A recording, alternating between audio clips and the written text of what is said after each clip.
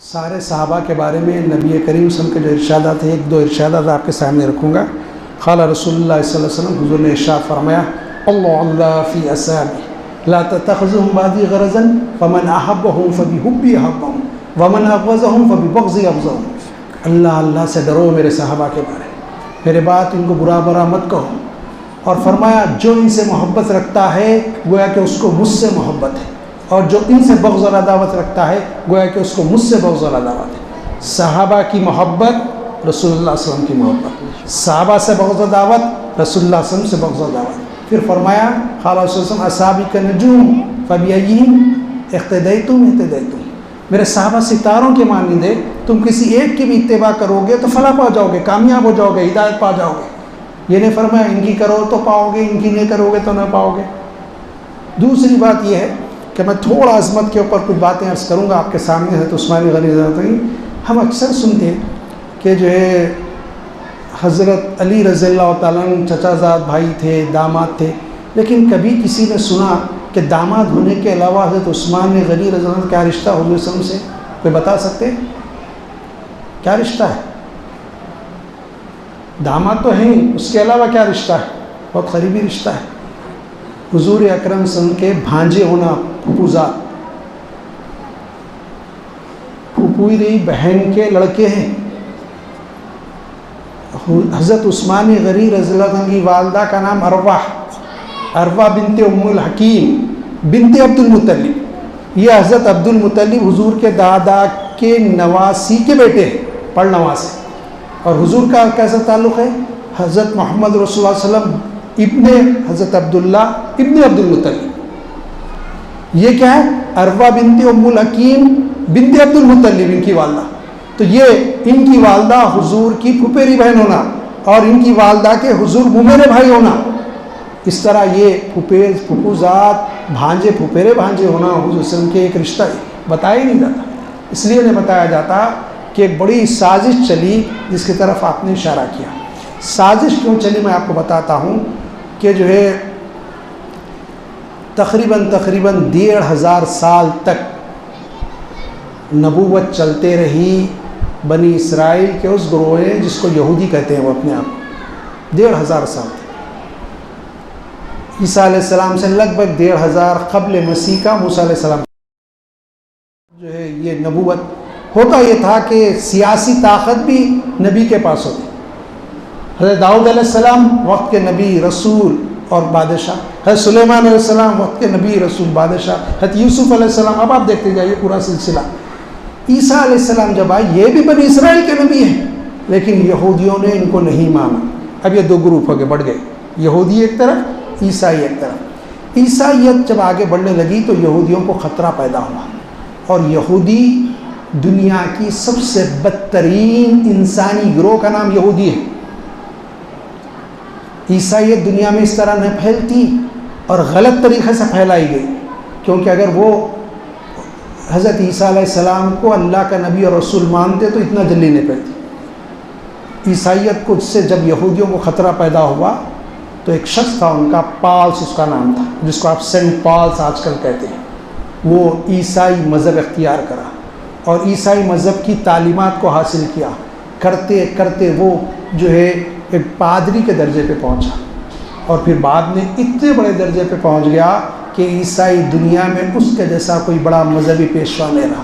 تو اس نے تثلیث کا عقیدہ پیش کیا، ٹرینیٹی جس کو انگلش میں کہا جاتا ہے، یہ عقیدہ پیش کیا، کیا کہ عیسیٰ علیہ السلام، بی بی مریم، جبریل، روح الامین، ان تینوں کو ملا کے خدا ہے۔ پھر کہا کہ جو عیسیٰ علیہ السلام کو اللہ کا بیٹا مان لیا اس کے لیے نجات ہے، اب جو چاہے کرو، عیسیٰ علیہ السلام کو اللہ بیٹا مان لو۔ جنگل کی آگ کی طرح دنیا میں عیسائیت پھیلی، آج بھی کہا جاتا ہے کہ وہ نمبر 1 ہے، ہم نمبر 2، ٹھیک ہے ہو سکتا ہو، یا برابر ہو گئے ہم، تو اتنی عیسائیت پھیلی، لیکن غلط عقائد لا کے گمراہ کر دیا۔ اس کی وجہ آپ کیوں کہیں گے؟ وہ عالم تھا بہت بڑا، توریت کا ایسا نہیں تھا۔ اس کی وجہ یہ ہے کہ یہودی یہ سمجھتے، نعوذ باللہ من ذالک، عزیر علیہ السلام اللہ کے بیٹے میں تاریخی پس منظر بہت اہم نقطۂ نظر سے پیش کروں، اس کو غور سے سنیے آپ۔ تو جو وہ یہ سمجھتے کہ وہ کہتے نحنو، ہم ابناء اللہ، ابناء ابن اللہ، ہم بیٹے ہیں اللہ کے، ہم اولاد ہیں اللہ کے بیٹے کی۔ اللہ کے بیٹے کس کو بولتے ہیں؟ عزیر علیہ السلام۔ قرآن کہتا ہے وقالت یہود عزیر ابن اللہ، وقالت النصارى مسیح ابن اللہ۔ عیسائی کہتے ہیں مسیح اللہ کے بیٹے عیسیٰ علیہ السلام، اور یہودی کہتے ہیں عزیر اللہ کے بیٹے۔ اور ان کا یہ بھی عقیدہ ہے کہ جنت میں سوائے یہودیوں کے کوئی غیر یہودی نہیں جائے گا۔ یہ تو انسانوں پہ ظلم ہوگا نا بھائی، اگر نہیں جائیں گے، عیسائی نہیں جائیں گے، مسلمان نہیں جائیں گے، پھر کیسے؟ یہ تو ظلم ہوگا، یہ غلط ہے۔ تو اب یہ سمجھتے ہیں ہم جو چاہے کرو، ہم اللہ کے بیٹے کی اولاد ہے، نعوذ باللہ من ذالک، تو یہ گمراہ عقائد پیدا کرے۔ اب میں آتا ہوں کہ جو ہے حضرت عمر کے دور میں، پھر حضرت عثمان غنی کے دور میں 10 سال تک حضرت عثمان غنی کے دور کی کیفیت کیا رہی؟ کیفیت وہی رہی کہ اسلام آج آذربائیجان، آرمینیا، آپ جس کو بولتے ہیں، یہ سارے علاقے فتح ہو چکے تھے۔ حضرت عمر کے دور میں کوئی بعض علاقے پر بچ گئے، حضرت عثمان غنی کے دور میں بھی فتح ہو گئے۔ ایران شکست کھا چکا تھا اور روم سمٹ گیا تھا، 2/3 روم پہ مسلمان غالب آ چکے تھے۔ عیسائی دنیا روم کے معنی ختم ہو گئی تھی، تقریباً ختم ہونے پہ تھی۔ اب 3 طاقتیں تھیں، جس میں سے 2 طاقتوں کو حضور اکرم صلی اللہ علیہ وسلم نے اپنی حیات میں ختم کر دیا تھا۔ ایک طاقت تھی شرک کی، جس کا مرکز تھا مکہ، کعبہ۔ حضور علیہ السلام نے سارے بتوں کو توڑ کے پھینک دیا، ان کے عقائد کو توڑ کے پھینک دیا۔ ڈر خوف سے پاس قبیلے اسلام لا لیے تھے۔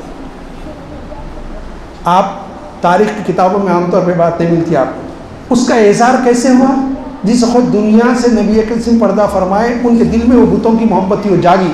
ہم بولے ہم زکوٰۃ نہیں دیتے، ہم یہ نہیں کرتے۔ حضرت ابوبکر صدیق نے سب کا مار مار کے درست کر لیا۔ حضرت ابوبکر صدیق رضی اللہ تعالیٰ نے سب کو درست کیا مار مار کے۔ یہ موقع نہیں ہے کہ اس میں تفصیل سے بتاؤں، کسی اور موقع میں بتاؤں گا، وقت اجازت نہیں دیتا۔ مجھے کہا گیا کہ 10:30 بجے پروگرام ختم کرنا ہے، صدر کا حکم خطئی اور آخری 10:31 میں ہوں گے انشاءاللہ۔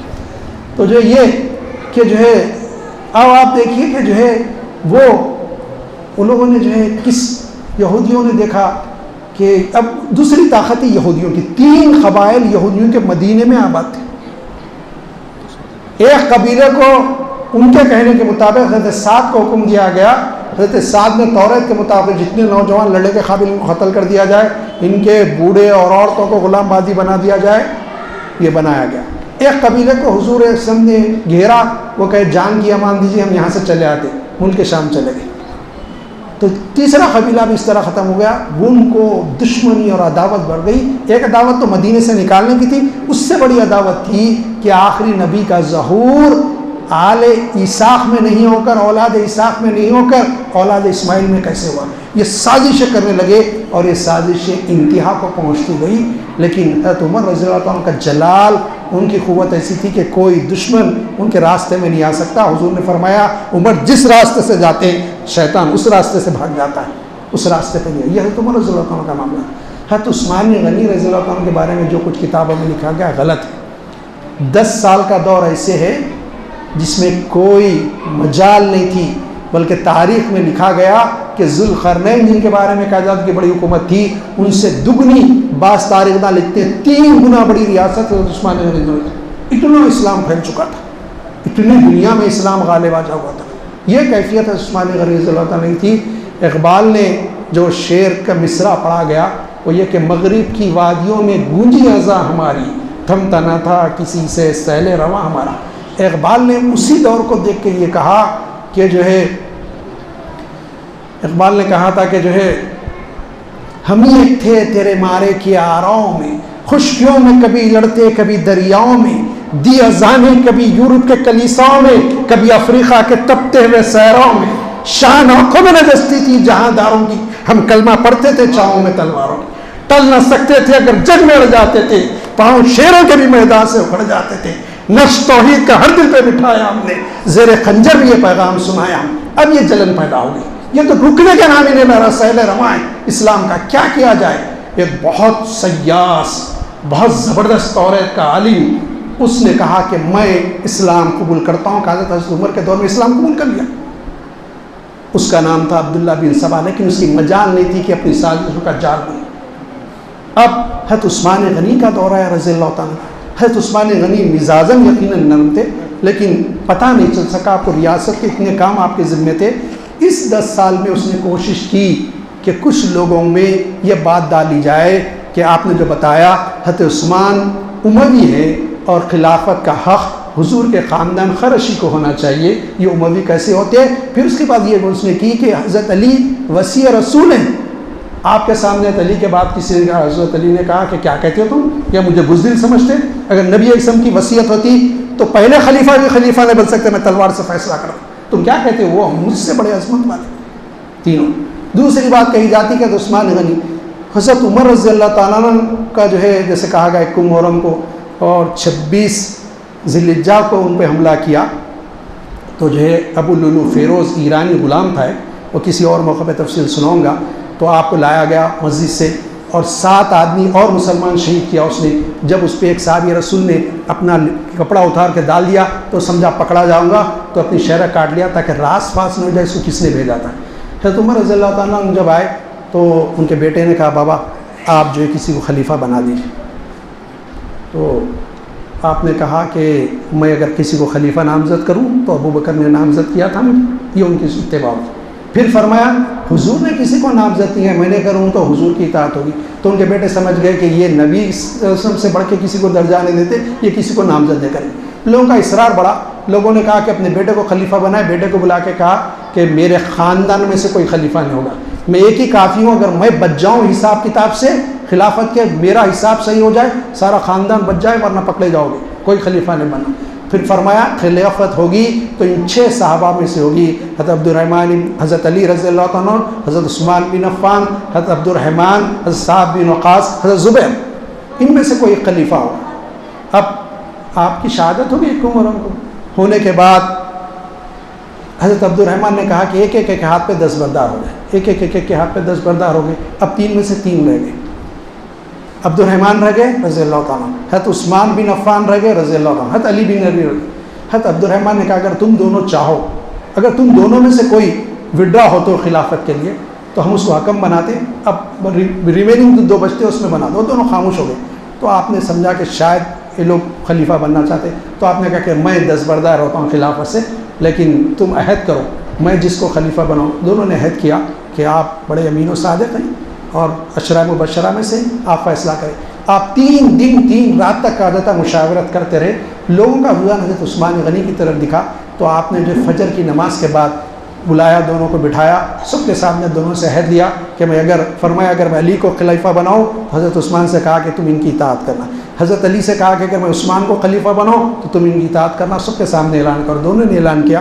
اس کے بعد آپ نے حضرت عثمان کا ہاتھ پکڑا اور پہلے حضرت علی کا ہاتھ پکڑا، کہا کہ یہ حضور کے بہت خرابت دار ہیں اور انہوں نے بڑے جہاد کے مارے کے انجام دیے، میں ان کو خلیفہ چاہا تو بنا سکتا، لیکن میں نے دیکھا کہ اکثریت کا رجحان مسلمانوں کا حضرت عثمان کی طرف ہے، میں ان کو خلیفہ نہیں، انہوں نے کہا کہ اکثریت کا رجحان ادھر ہے، تو حضرت علی نے کہا رک جائیے، تاریخ کی کتابوں میں یہ بات لکھی ہوئی ہے، آپ دیکھیے غور سے کہ حضرت علی نے کہا کہ آپ اعلان کرنے سے پہلے میں ان کی حق میں 10 بار رہتا ہوں اور بیعت کرتا ہوں، زبانی طور پہ اقرار کرتا ہوں میرے خلیفہ، یہ بات بتائی نہیں جاتی۔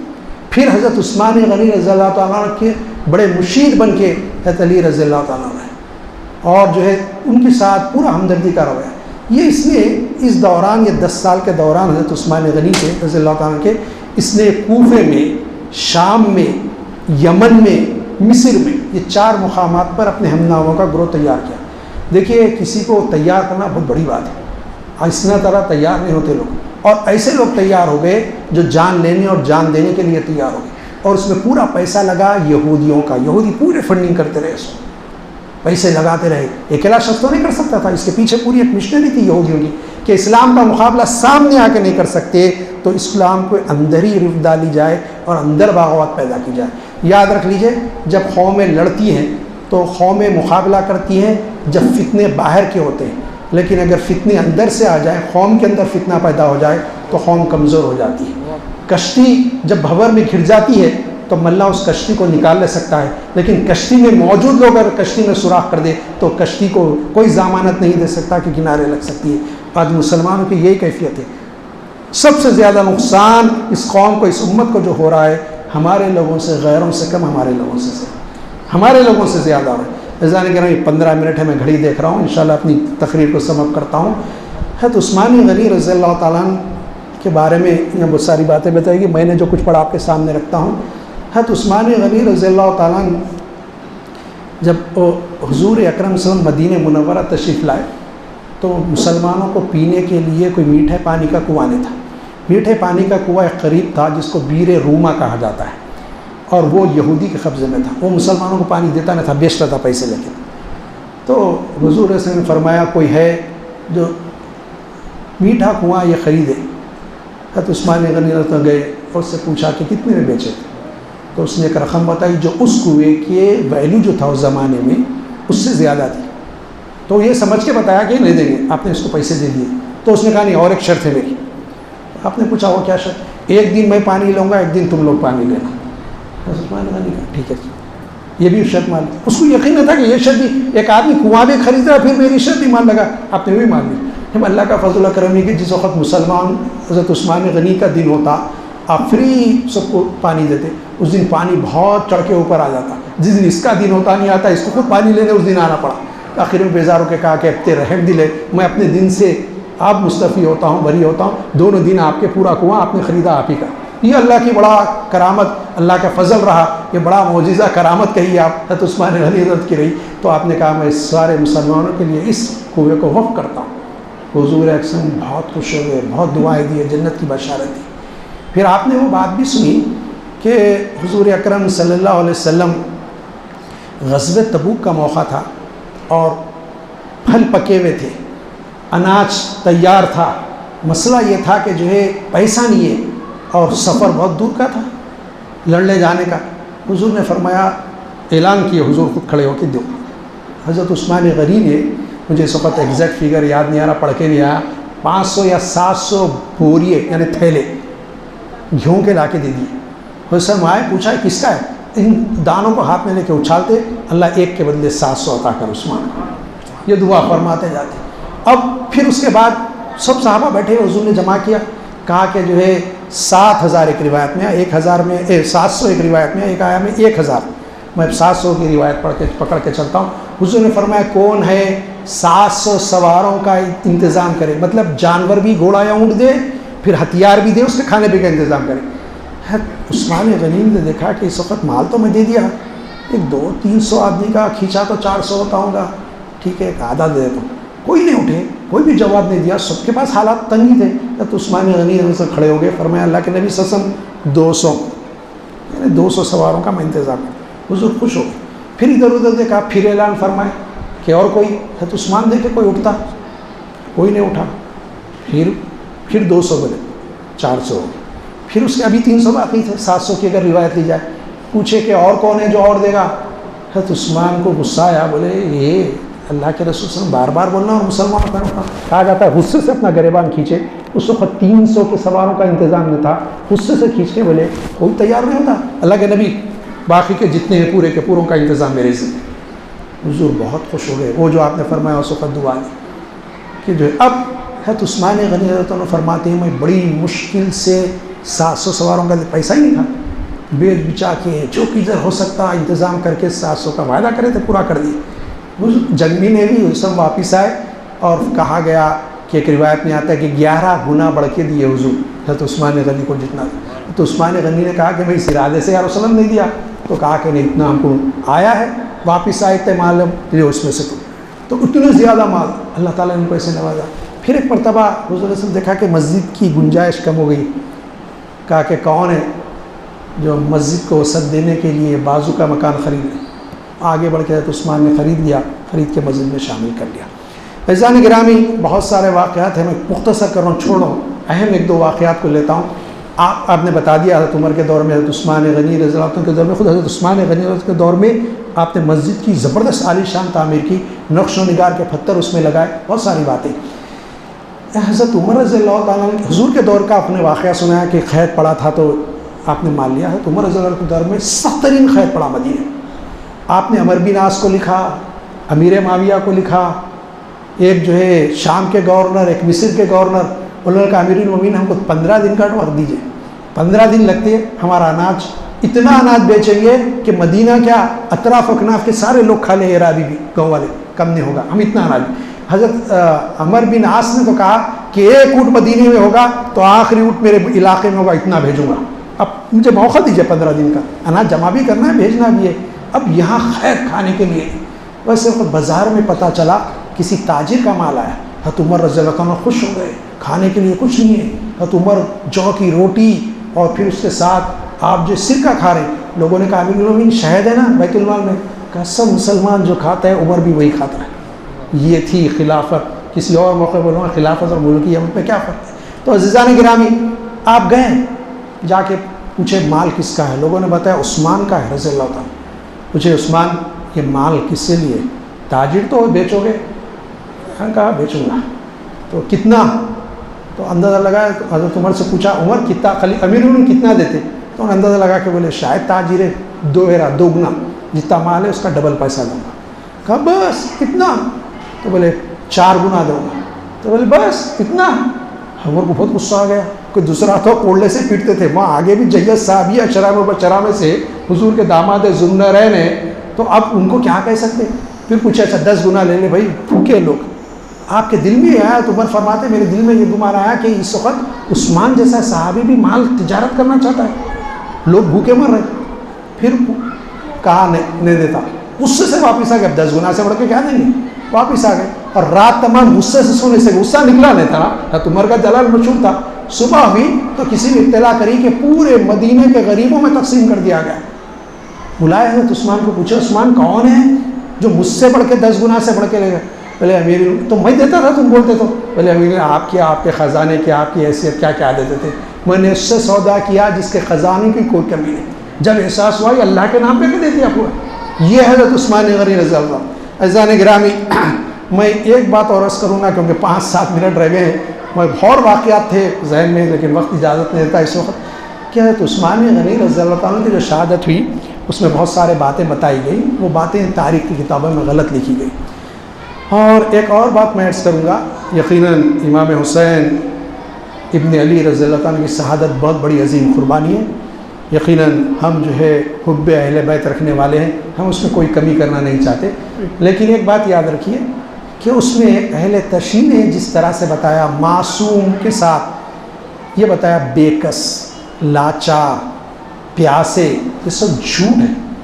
نہ امام حسین بے کس تھے، نہ امام حسین لاچار تھے، نہ امام حسین کمزور تھے۔ امام حسین نے ایک معاملے کے لیے ڈٹے کہ خلافت کی جگہ ملوکیت نہیں آنا چاہیے، بولے اس کے لیے جان بھی قربان، آپ نے بازی لگائی اور امام حسین مقابلہ کرتے ہوئے شہید ہوئے، تلوار چلائی، کئی لوگوں کو مارا، آپ تاریخی کتابیں دیکھ لی اٹھا کے، آپ کے سامنے جو آتا آپ کے ساتھیوں نے بھی مارا، آپ نے بھی مارا، کوفیوں کو بہت مارا، تو جو لہو لعن ہو گئے، اس کے بعد شہید ہوئے۔ لیکن عثمان غنی کا معاملہ یہ نہیں تھا۔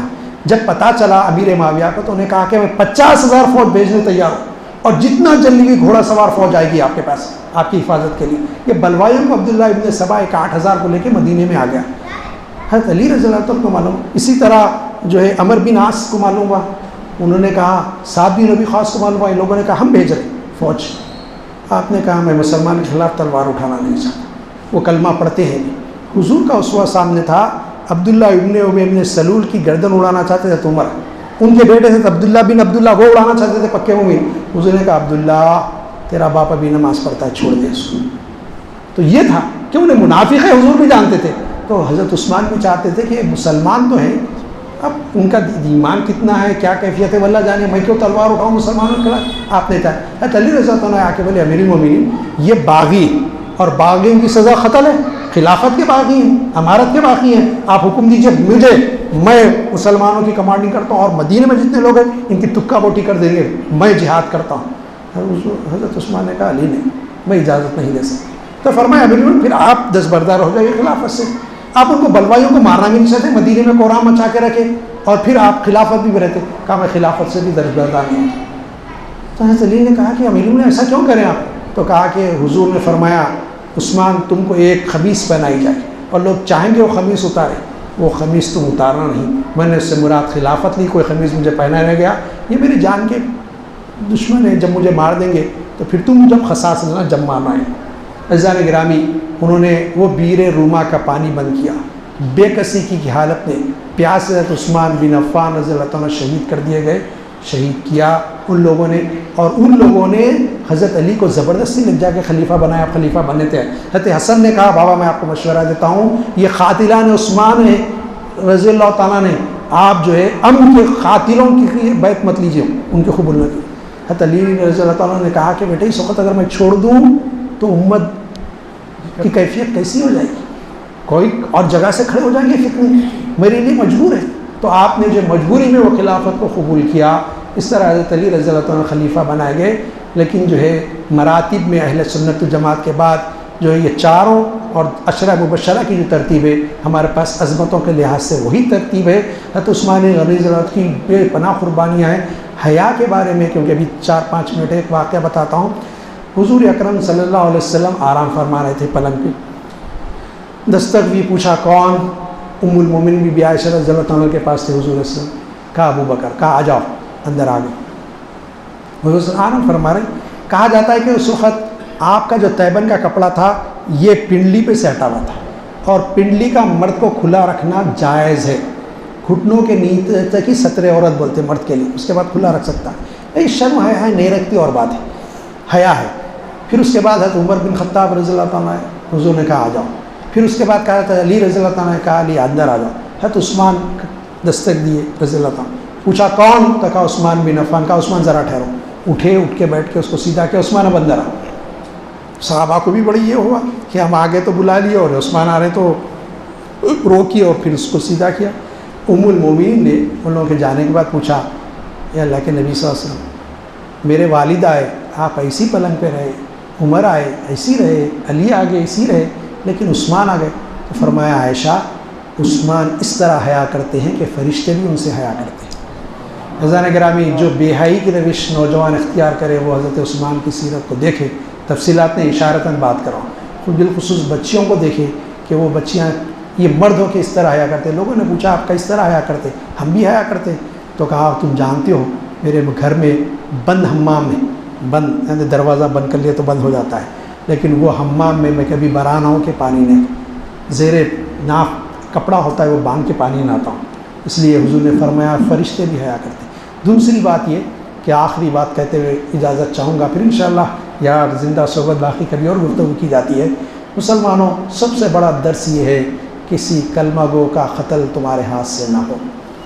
مجھے کہنے کی اجازت دیں صدر ہمارے اجلاس، میں کہتا ہوں ہندوستان میں آپ اخبارات اٹھا کے دیکھیے، آپ غیروں کے بارے میں بولتے، میں دعوے کے ساتھ کہتا ہوں، میرا دعویٰ ہے مسلمانوں کا قتل غیر مسلم RSS ہندوؤں سے زیادہ مسلمان کرتے ہیں۔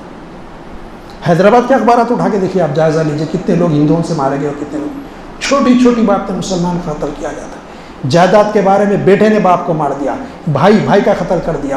سائیکل کے کرائے کے بارے میں ایک بار اخبار میں پڑھا تھا، 15 سال تو ہو گئے، چاقو گھونپ کے اس کو قتل کر دیا گیا۔ چھوٹی چھوٹی بات پہ گھور کے کیوں دیکھا، فائٹ مارے، دانتاں توڑ دیے۔ ذرا سوچو کیا کہا گیا حضور کے بارے میں۔ حضور کے ساتھ یہ نہیں ہو سکتے، کہا گیا محمد رسول اللہ والذین معہ اشداء علی الکفار ورحماء بینہم۔ حضرت محمد مصطفیٰ صلی اللہ علیہ وسلم اور ان کے ساتھی کیسے ہیں، آپس میں مہربان اور کفر کے مقابلے میں اشد۔ ان کے ساتھیوں کے ساتھی بننا ہو، ان کے ساتھیوں کے غلام بننا ہو تو آپس میں مہربان ہونا پڑے گا، دشمن کے مقابلے میں اشد ہونا پڑے گا۔ یاد رکھو، کفر کے مقابلے ہمارا معاملہ، کفر کے مقابلے نرم، ہمارا کوئی رہا ارے اس کو کونے رہے، اس کو مار، کیا کیفیت ہے؟ یہ مسلمانیت ہے؟ فرمایا وہ ہرگز مسلمان نہیں جس کی ہاتھ اور زبان سے کسی مسلمان کو تکلیف پہنچے۔ کہا جو ہم کو دھوکہ دے وہ ہم میں سے نہیں، یعنی کسی مسلمان کو کسی مسلمان نے دھوکہ دیا پھر مسلمانوں میں سے نہیں ہے۔ کتنا دھوکہ دیتے، کیسے کیسے کام نہیں کرتے، کیسی زبان سے اور ہاتھ سے تکلیف نہیں پہنچا سکتے۔ آپ دیکھیے حضرت عثمان غنی رضی اللہ عنہ کی شہادت وہ ہے، آپ نے کسی مسلمان کا خون بہنے نہیں دیا، چاہتے تو سارے بلوائیوں کو قتل کرا دے سکتے۔ حضرت علی نے کہا ٹکا بوٹی اڑا دیں گے، ہم لوگ اتنے لوگ ہیں مدینے میں، آپ مجھے اجازت دیجیے میری سپہ سالاری میں مسلمان ماریں گے۔ آپ نے اجازت نہیں دی۔ حضرت علی بہت بہادر تھے اور وہ جتنے تھے حضرت علی کو چاہنے والے تھے۔ آخری بات اور ایک بات بڑھ رہی ہے، عرض کرتے ہوئے چاہوں گا، کیونکہ عبداللہ ابن سبا کی بات نکلی تھی تو اس نے اتنے فرقے بنائے، جس کے آپ نے نصیری فرقے کا تذکرہ کیا کہ اس نے حضرت علی کو خدا کا، ایک اور فرقہ ہے، اب میں نام بڑے تفصیل ہوتے جا رہے ہیں، اس نے کہا کہ نعوذ باللہ من ذالک اللہ علی کی ذات میں حلول کر کے آئی، یہ بھی شیعوں کا فرقہ ہے۔ ایک اور فرقہ ہے جس نے کہا کہ اللہ نے علی کا روپ دھار لیا، ایک نصیری کے بارے میں تو سنیں۔ ایک نے کہا کہ نعوذ باللہ من ذالک اللہ تعالیٰ جو ہے علی کو سارے اپنے صفات اور کمالات دے کے بھیجا۔ شیعہ لوگوں نے اتنے عقائد پیدا کر لیے، اتنے بگاڑ پیدا کر لی کہ جو ہے علی رضی اللہ تعالیٰ کی شان میں کہ جو ان کو خدا کا درجہ دیا وہ گمراہ ہو گئے۔ اور نعوذ باللہ من ذالک ان کے واعظین کو میں نے سنا ہے کہ نعوذ باللہ من ذالک کہتے ہیں جبریل امین سے غلطی ہو گئی، یہ عیسائی یہود بھی جبریل امین کے دشمن ہے، شیعہ بھی دشمن بنے۔ انہوں نے کہا کہ جبریل امین سے غلطی ہو گئی، جو ہے وہی علی پہ لے کے آنے کا حضور پہ لے کے آئے۔ جب وہی آئی حضور پہ، حضرت علی کی عمر 8 سال تھی، 8 سال کے بچے پہ وہی آتی کیا نبوت سے سرفراز کیا جاتا۔ تو اتنے باتیں ہوئی اور بہت ساری باتوں میں ہم بھی ان کی مطابقت کرتے ہیں، بہت ساری گمراہیوں میں ہم ان کے عقائد اختیار کر لیے۔ اس کی ایک بڑی وجہ یہ تھی کہ جو ہے عبداللہ قطب شاہ کی ماں جو ہے یہ جو ہے وہ جو ہے شیعہ تھی، اس نے یہ عقیدے کو یہاں پروان چڑھایا قطب شاہی دور میں اور کہا جو علم بٹائے ان کو اتنی ایک زمین انعام میں دی جائے گی۔ آج بھی اگر آپ جا کے دیکھیں شیعوں سے بڑھ کے سنی جو ہے ان جو ہے آزار خانوں کے جو ہے متولی بنے ہوئے ہیں۔ یہ اس کی وجہ یہ تھی کہ شیعہ کا غلبہ ہوا۔ لوگ پوچھتے یہ اس جھنڈا کا کیوں چڑھاتے، ہرا جھنڈا کا کیوں چڑھاتے؟ تو اس وقت جو سنت الجماعت علماء تھے انہوں نے کہا کہ ان کو پیران پیر کے نام سے جو خود بغض اور عداوت ہے۔ پیران پیر نے ان فرقوں کو کافر قرار دیا جو علی خدا مانتے تھے، اس لیے ان کو بغض ہے۔ تو کہا کہ لا الہ الا اللہ کلمہ لکھو، نیچے پیران پیر کا نام لکھے ہرا جھنڈا چڑھاؤ تاکہ معلوم یہ سنی ہے شیعہ نہیں ہے۔ وہ جب سے جھنڈوں کا رواج چلا گھر پہ چڑھانے کا، تو وہ اسی طرح ہے۔ یہ باتیں تھیں، اور بھی بہت ساری باتیں ہوتی، لیکن جو اللہ تعالیٰ ہم کو توفیق دے کہ ہمارے دل مل جائیں، مسلمان ایک جسم واحد کی طرح ہو جائیں، اور اللہ تعالیٰ ہم کو ایک اور نیک بنا دے۔ آپ کی رسی قرآن مجید کو مضبوطی سے تھامنے والا بنا۔